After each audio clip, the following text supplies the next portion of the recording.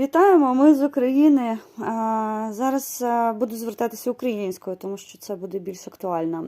Українці за межі, білоруси за межі, звертаюся до вас. Так, іде допомога. Я не сперечаюся і ніколи не скажу, що ви там сидіть на добіровні, нічого не робите. Ні. Але в нас зараз, мені подається, буде більш активна фаза бойових дій на землі, на українській землі. Мордор дуже сильно втрачає в небі. Ви це бачите, ви це щодня читаєте, дивитеся і все решта. Але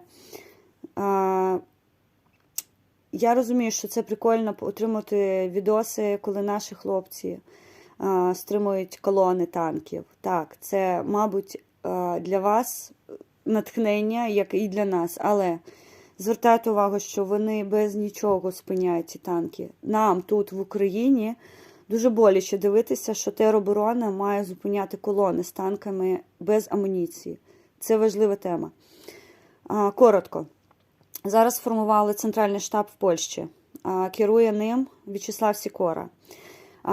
Реквізити всі на нього. Що ми зробили? Ми відкрили пусту картку. Зараз всі гроші, які туди потрапляють, вони витрачаються на нас, в Україну. Оскільки в Україні в нас неможливо закупити деякі речі, ми зараз це робимо за межою. Тому всі, до кого я звертаюсь, а також всі, хто готовий долучитися, будь ласка, центральний штаб, Слава Сікора, всі реквізити там. Ви можете надавати як фізичну допомогу, ті ж самі аптечки, розгрузки, ремені, ви можете надавати туди фізично, не питання, абсолютно. Якщо немає можливості фізично, будь ласка, фінансово, тому що вони закупаються, волонтери зараз працюють дуже активно.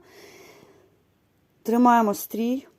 Ніхто не збирається капітулювати, ні міліметра нашої землі окупанту не піде. Всі ті дорожки, тропінки, які вони типу зігують, що захопили, ми швидко відб'ємо обратно, допомагаємо як можемо. Будь ласка, ми тут не відпочиваємо. Війни немає, вихідних днів, обіду, ночі.